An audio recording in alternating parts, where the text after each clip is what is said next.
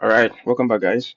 So in the last video, we started talking about the position property and how we can, use the position property to move elements around either within the viewport or within another element, right?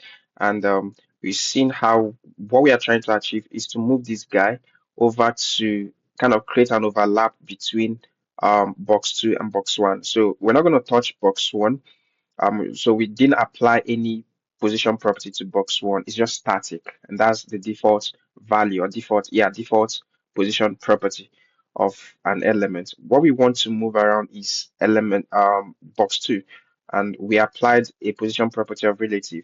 Now I want to say top because you want to move it to the top. Now, where it is the topmost it can be. Like that's the basic, because when we added it, it just came down to its normal position. So you want to move it above its normal position, right?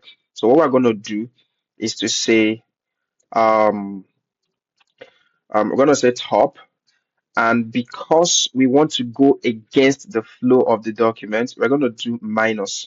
So we're going to say minus 50 pixels, right?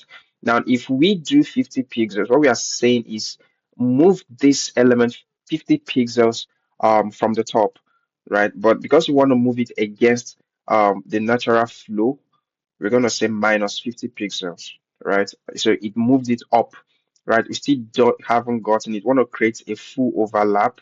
So we're going to increase this to say, let's say minus 70 pixels. Just keep tweaking things until you get exactly what you want. So let's do minus 100 pixels. Cool. And then we have that overlap, right? Now, to see that we actually have an overlap, we need to move it. We need to, create a space.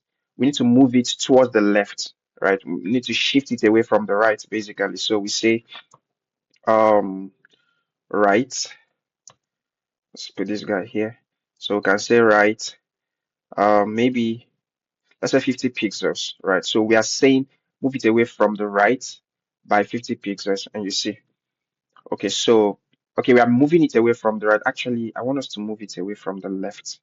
So I'll say left 50 pixels, and you see it moves away from the left. So I want to move it up further a bit, so we can say 120 pixels, and there you have it. We can decide to move it up further up. We can say 150 pixels, and there you have it. So basically what we are doing is we are moving box 2 around. You can see box 1 is where it is. Box 1 is not moving.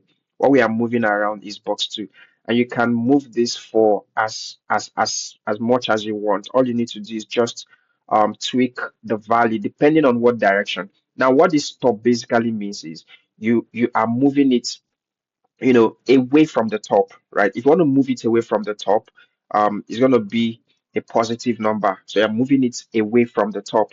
If you want to move it um, away from the bottom, this is going to be bottom, right?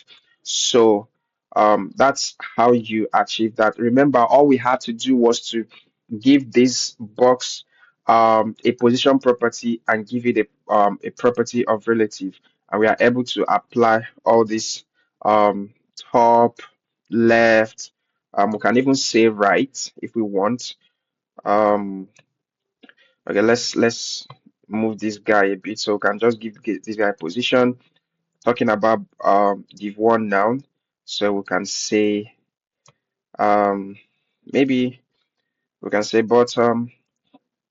So move it to the bottom, and because we want to move it to the bottom now, it's still going to be negative. So we're going to say minus, let's say 500 pixels, and you see this is box 1. It comes down to the bottom, right? So just give it a position property, give it relative, and apply um the properties that you need, and watch your elements move around until you get the position that you desire.